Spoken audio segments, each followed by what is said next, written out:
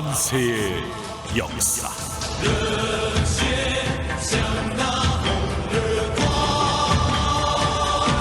쓰레기 난세, 전세 난세, 기후 난세, 난세의 역사를 살아가는 우리, 고민을 역사 속에서 풀어보는 난세의 역사 시간입니다. 오랜만에 뵙겠습니다. 자유의 역사 인류학자 공항국 작가님 안녕하세요. 안녕하십니까. 쓰레기 대난세의 출구를 찾고자 고군분투하는 홍수열 쓰레기 박사님 두 분 어서 오세요. 네, 안녕하세요. 반갑습니다. 예, 그 쓰레기 박사님이라 그러니까 쓰레기를 전문으로 하는 연구하는 박사님이란 뜻인데 네. 박사가 쓰레기라고 들릴 수가 있어요? 네, 쓰레기가 예, 그 뜻은 박사는 절대 아니죠. 아니라. 절대 아니죠. 박사 쓰레기는 아니고 쓰레기를 연구하는 박사입니다. 예. 그 점을 좀 명확하게 해서 우리의 민망함을 덜어놓고 시작하고자 합니다. 자, 오늘은 특별히 신축년 소해, 특별히 소해 인류학, 그다음에 기후 위기까지 쭉 한번 훑어보겠습니다. 먼저 인간이 쇠고기를 먹기 시작하면서 소와 인간의 비극이 시작되었다. 이 두 분이 한 목소리로 이야기하는 부분이거든요. 무슨 얘기일까요? 콩 박사님부터. 사실은 소하고 이 우리 인류 문명이라는 게 소하고 계약을 맺어서 예, 결국 소 등에 타고 여기까지 왔는데 이렇게 소 등에 타고. 예, 사실 이렇게 너무 먹어서 결국 이제 문명을 파괴한 지경까지 가게 되는 게 아니냐. 아하. 이런 문제가 이제 오늘 이야기할 부분이 그 부분입니다. 예, 소와의 계약. 문명을 파괴하는 수준까지 왔다. 일단은 그 쌀밥에 소고기국 예. 이게 이제 곧 옛날부터 우리 백성들의 간절한 소망, 식생활의 로망 뭐 이런 거거든요. 김일성 주석이 한 얘기예요. 어쨌든 소고기는 부유함의 상징, 개선의 상징 뭐 네. 이런 건데 실제 경제 성장이 되면서 좀 잘 사라지면서 전 세계 너도 나도 소고기를 많이 먹기 시작하는 거죠. 그러니까 소고기 소비량이 급속도로 증가하면서 예. 소를 키우면서 발생되는 환경적인 영향이 너무나 큰 거죠. 아, 자, 두 분이 공히 지적하시는 게 소가 문명에, 결국은 환경에 치명적이다 이런 말씀이시거든요. 그러나 거슬러 올라가 보죠. 이 문명이 탄생하는데 소의 역할을 빼놓을 수가 없는 거 아닙니까? 사실 지금 우리 현대 문명 이야기하면 뭐 오리엔트 지역 이야기하는데 오리엔트 우리 그 영어로 뭐 컬처 이런 게 컬티베이션이 밭을 갈다는 뜻인데요. 예. 인간이 뭐 밭을 갈아봤자 이게 힘이 한계가 있으니까 아하. 도시 문명 자체가 소가 땅을 쟁기로 끌면서 예. 생겨났다고 할 수 있는 거죠. 이제 예를 들면 뭐 메소포타미아나 뭐 이집트 같은 곳. 예.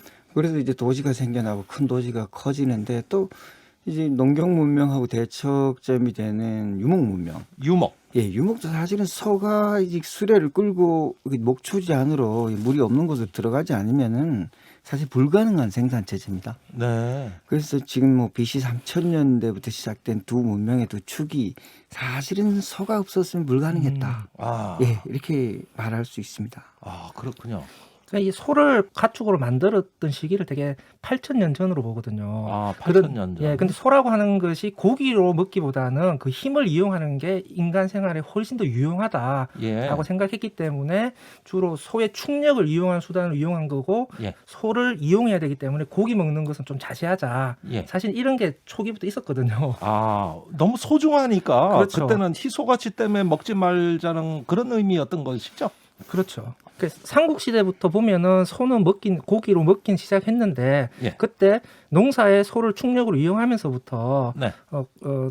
소고기를 좀 자제하자라고 하는 분위기가 있었고 결정적으로 불교가 도입돼서 예. 유행을 하면서 고려 때부터는 아예 살생 금지, 소고기 를 먹는 것을 금지하게 돼요. 아하. 그래서 육식을 안 먹게 되는 분위기가 형성되다. 이게 결정적으로 반전이 일어나는 게 예. 원의 지배를 받게 되면서 몽고? 예. 예. 그러니까 몽고의 유목민족 문화가 들어오면서 야 불교 믿는 거하고 고기 먹는 건 따로야라고 아하. 하면서 우리나라도 원의 영향으로 이제 소고기 맛을 그때부터 알게 된 거고 아, 조선에 들어오면서부터 우금 정책 소를 먹지 말라고 하는 정책이 주기적으로 펼쳐지는데도 불구하고 사람들이 이미 소고기 맛이 길들여졌기 때문에 예. 잘 안 지켜져요. 그러면서 계속 소고기를 즐기게 되는 문화가 쭉 이어졌고 예. 그러면은 그 소고기를 조선 시대에 와가지고 이제 마음껏 먹기 시작했다. 뭐 마음껏이라기보다는 거리낌 없이 예, 그렇게 먹게 돼서 그 맛에 길들여졌다 이런 말씀이신데 최근으로 올수록 어땠을까요? 지금은 뭐 거의 소고기 빼놓으면은 일상을 상상도 못하는 상황까지 온 것 같은데요. 그렇죠. 지금 사실 뭐 조선시대에 소고기를 먹었다고 해도 소고기는 일생에 몇 번 먹는 거지. 예. 먹을 수 있는 거 요즘에 비하면 아무것도 아닙니다. 요즘 뭐 아무것도 아니네. 어마어마하게 먹고 있죠. 요즘은. 이게 결국 소고기 소비라고 하는 거는 경제 수준하고 연결되는 거거든요. 예. 그러니까 산업화가 시작되면서 경제 수준이 높아지면서 소고기 소비량이 늘어난 거고 60년대는 소고기를 마음껏 먹을 수 있는 경제 수준은 아니잖아요. 예. 그러다 보니 불고기나 아니면 설렁탕 같은 걸 하나 먹는 거 정도가 외식이었는데 80년대가 되면서부터 이제 강남을 중심으로 해서 외식은 이제 소를 구워 먹는 거, 등심 이런 거, 갈비 이런 게 이제 본격적인 외식 문화로 도입이 된 거죠. 예, 하긴 저도 기억이 납니다. 제가 어렸을 때 소고기 먹는 건 하늘의 별 따기였지만 어쩌다 먹는다 하더라도 국이었어요. 탕이나. 네, 예, 이렇게 해야 좀 뭐 소고기 한 점이라도 겨우 먹을 뚱말뚱인데 이제는 거의 다 그냥 구워가지고 네. 먹는 문화가 주류가 돼버린 엄청난 변화가 있었네요. 사실 국으로 먹는 게 현대 유목민들은 대부분 국으로 먹습니다. 아 그렇습니까? 그럴 수밖에 없는 게 이제 고기라는 것이 우리 도시민들이 유목민보다 더 많이 먹고 있는데 예. 국으로 먹어야 여러 명이 나눠 먹을 수 있고 예를 들면 뭐 한 음흠. 양을 한 마리 잡는다면 한 50명 정도 같이 먹습니다. 예. 근데 구워 먹으면 불가능한 거죠. 아하. 탕으로 만들어 먹어야 되는데 요즘 구워 먹는다는 건 예전에는 이제 제사를 지낼 때 예. 적이라고 해서 이제 이 귀한 걸 구워 먹는다. 예. 그러니까 구우니까 살코기를 내가 누군가에 독점한다. 예. 원래 이제 구워 먹는 건 처음에는 이제 사람이 먹는 게 아니고 귀신에게 바치는 신에게 바치는 음식이었는데 아하. 결국은 이제 구워 먹는 사람들은 특권 계급이었고 예. 그 이제 제사밥 받아 먹다가 나중에 이제 특권 계급이 된 사람들이 이제 예를 들면 인도의 뭐 브라만 같은 사람들이죠. 그래서 예. 구워 먹는 건 이제 우리 이제 신의 경지까지 갔다고 볼 수 있습니다. 신의 이제 경지까지. 고기를 구워 먹는다는 거. 옛날 사람들이 보면 우리 지금 먹는 거는 거의 뭐 신선노름 비슷한 그렇습니다. 그런 정도 수준. 네. 그런데 기름은 또 버리지 않습니까? 있을 수 없는 일입니다. 이제. 아, 예, 기름을 이제 구울 때 기름이 나온 걸 기름을 받아서 처리하는 그 의식도 따로 있습니다. 기름 귀한 거니까. 아, 근데 지금은 다 그냥 버리죠. 이것도 환경 오염이겠어요? 당연하죠. 아, 참. 그러니까 이런 귀한 기름. 지금 어쨌든 소고기 소비량이 매년 엄청나게 증가를 하고 있어요. 61년도에 7천만 톤 육류 생산량인데 지금은 3억 3천만 톤으로 5배 증가를 했고요. 아이고 많이 먹고 먹네 있는데 우리나라. 재밌는 게 80년대 초반이 우리가 1인당 소비량이 2.6kg이었거든요. 예, 쇠고기가. 예, 그러다가 그 2018년이 되면 쇠고기는 12.6kg로 40년 동안 5배가 증가를 해요. 많이 늘었습니다. 중국도 지금 경제 성장을 하면서 또 이만큼 고기 소비량이 증가를 했는데 재밌는 것은 인도 같아요. 인도는 소득 수준이 계속 증가를 했음에도 불구하고 고기 소비량이 10kg 미만이거든요. 예. 여전히 종교의 영향을 많이 받으면서 아하. 인도 사람들은 다행히 그러니까 지구로 보면 다행인 거죠. 그 많은 인구가 고기를 여전히 안 즐기고 네. 있으니까. 거기는 소가 사람보다 더 대접받는다는 소리도 있더라고요. 자, 그런데 소의 반격이 시작됐다. 소가 세상을 위협하는 시대가 올 것이다. 야, 이거 소가 들으면 참 아주 천불이 날 얘기인데 네. 이게 사실인가 봅니다. 어떻게 반격하는 거죠? 사실 소의 반격은 아주 오래전에 있었습니다. 제가 이런 시를 한번 봤는데요. 예, 사람들이 소를 너무 학대하니까 예, 지금으로부터 한 3,500년쯤의 이야기입니다. 벌써 소가 이렇게 이 하느님에게 탄식을 하는 게 이제 예. 나옵니다. 아. 이 조라스트교 경전에 나오는 건데요. 아베스타 경전에 나온 건데 암소의 영혼이 예. 하느님에게 가서 이렇게 이야기를 하는 거죠. 예. 당신은 누구를 위해 나를 만들었습니까? 아, 이런 잔인함, 이런 억압, 피튀김, 분노 그리고 폭력이 나를 이렇게 족쇄채우고 있습니다. 이렇게. 근데 당신하고 나하고 그리고 인간과 신들이 이렇게 계약을 맺었지 않냐. 난 초원에서 밥을 먹고 그 대신 나는 당신들 도와주고 젖을 주고 했는데 예. 지금 그런 거 어디 있냐. 이렇게 피튀기게 잡아먹고 때리고 죽이고 이런 식으로 하고 있다. 그런데 사실 지금 소를 그냥 감금해놓고 고기를 얻다 보니까 예. 저는 이제 소라는 게 움직이기 위해서 예전부터 이렇게 날 움직이게 해달라. 내가 모든 걸 주겠다 했는데 못 움직이게 해놓고 다 뜯어내니까. 예. 이게 소가 이제 결국은 이제 지구 환경을 가지고 사람들을 다시 반격하는 거죠. 나도 못 살겠다. 갈 때까지 가. 자, 그러니까 두 가지 얘기를 해주신 거예요. 소의 사육 방식이 바뀌었다. 대량으로 사육하기 시작했다. 네. 그것이 환경 오염으로 연결된다. 네. 이 말씀인데 좀 자세한 설명이 필요합니다. 일단은 기본적으로 환경적인 측면에서는 두 가지를 생각을 해야 됩니다. 네.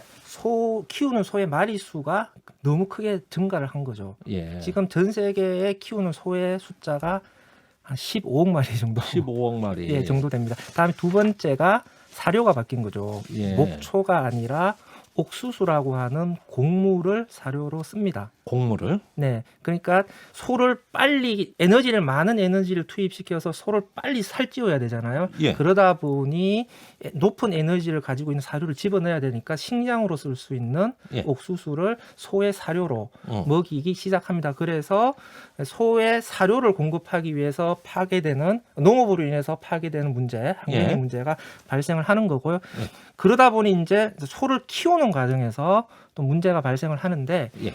이 소라고 하는 놈이 트림하고 방구를 어마어마하게 껴대요. 아, 죄송합니다. 이게 지금 식사하시는 분들도 예. 계실 텐데 예. 소 한 마리가 1년에 껴대는 방구가 예.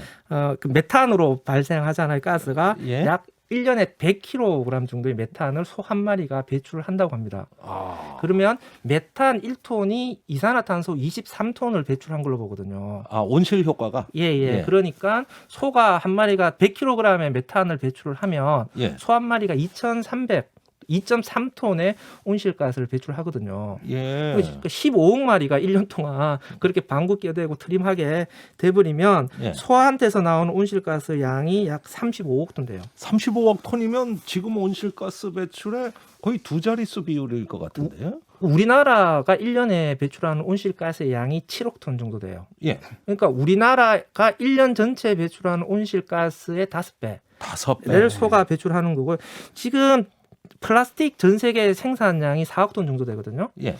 전 세계에서 플라스틱을 생산하고 여기서 나온 쓰레기를 태우는데 나오는 온실가스 양이 9억 톤 정도로 와요. 어허. 그러니까 소가 방구 껴대면서 배출하는 온실가스의 양이 예. 플라스틱 생산하면서 배출된 온실가스의 양이 4배예요, 지금. 아하. 그러니까 이 축산이라고 하는 것이 지구 온실 효과에 미치는 충격이다라고 하는 것이 예. 우리들이 상상하는 것 이상으로 어마어마한 거죠. 그래서 소가 내뿜는 이 메탄을 이 죽음의 트림, 예. 죽음의 방구 예. 뭐 이런 식의까지 얘기를 하는 거죠. 아하.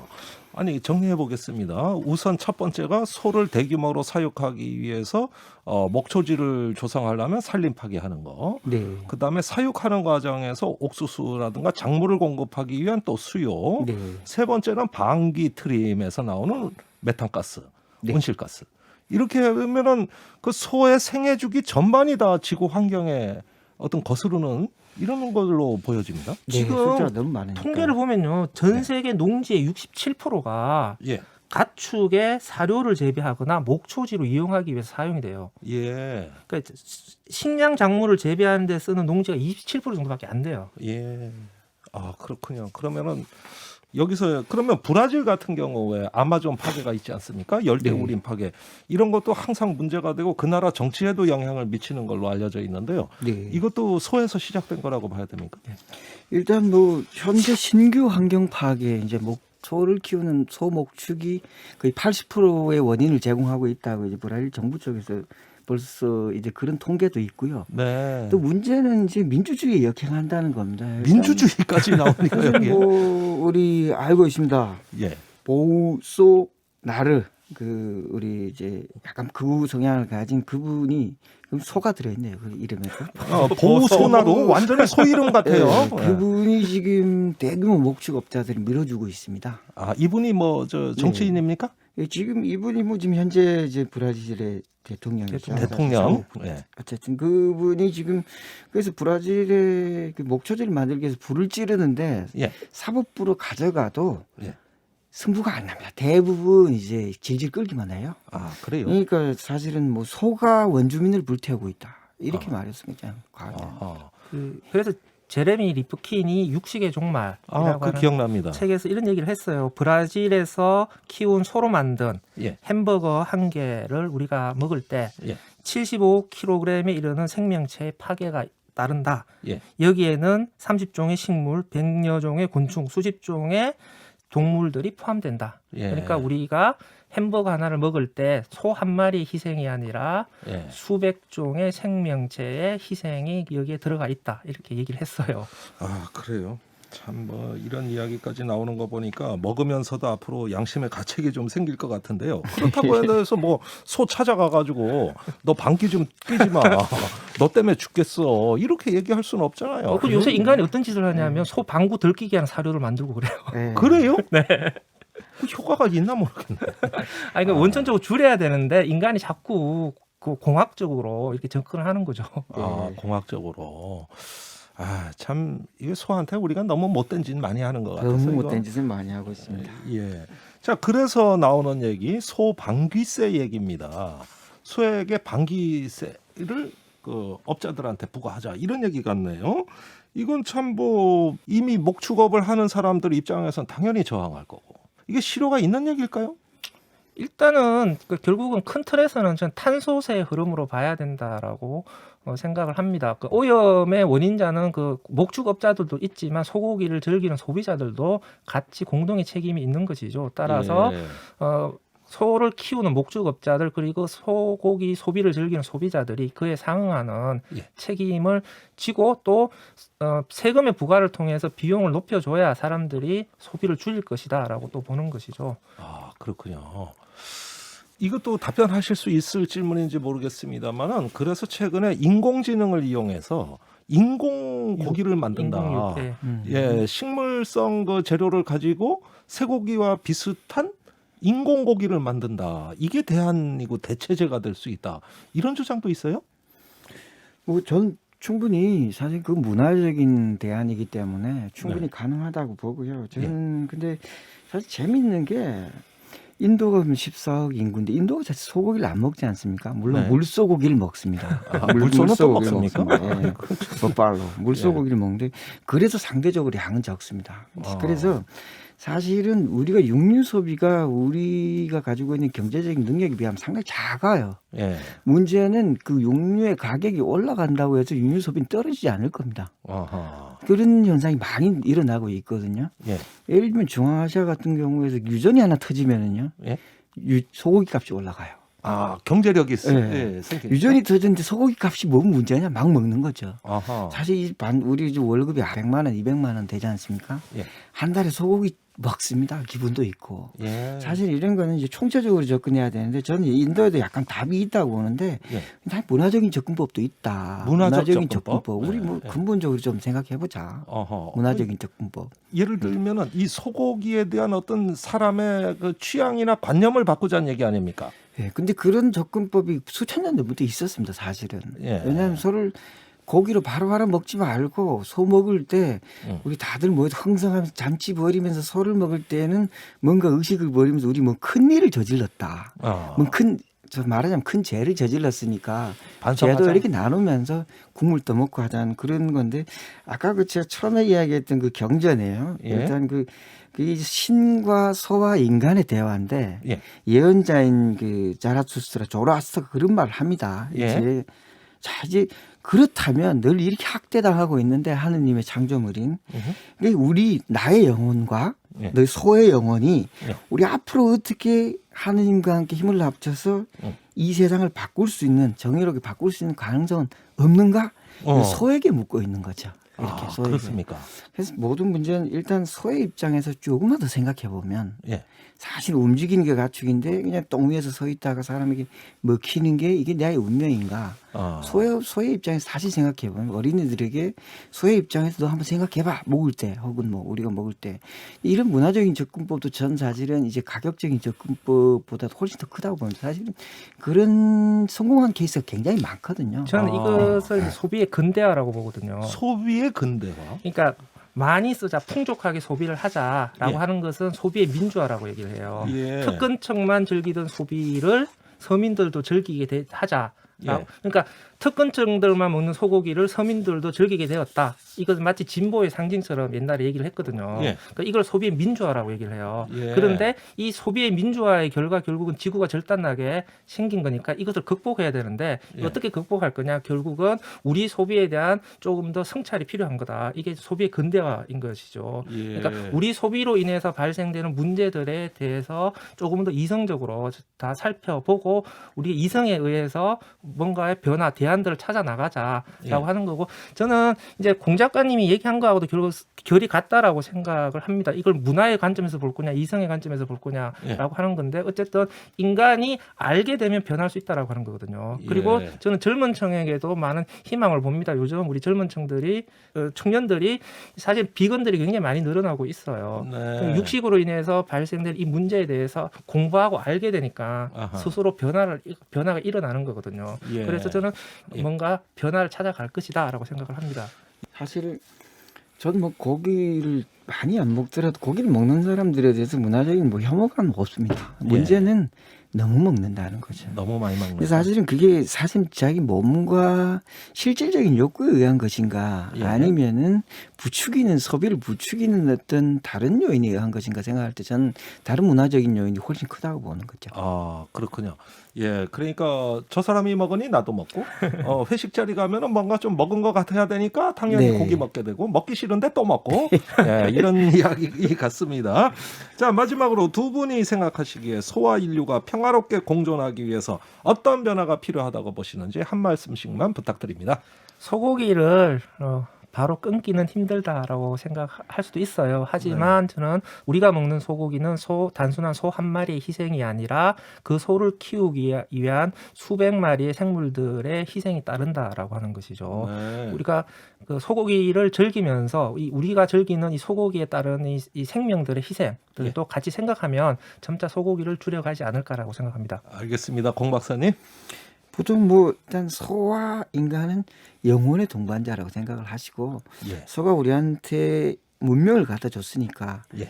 문명이 소한테 조금은 돌려줘야 되지 않느냐. 아, 최소한 풀밭이라든가 뭐 예. 최소한 똥에서 자지 않을 권리라든가 아, 그리고 최소한 조금 늦게 잡아먹힐 권리 같은 거. 예. 그래서 약간 이제 소가 좀 되어봐야 되겠다. 우리도 조금은 예. 먹으면서. 소가 생각하기에는 오랜만에 양심적인 인간 만났다 이렇게 이야기할 것 같습니다. 자, 더 나은 미래를 꿈꾸며 난세를 고민해 본 시간 난세의 역사 공원국 작가 홍수열 쓰레기 박사였습니다. 오늘 감사합니다. 네, 감사합니다. 고맙습니다.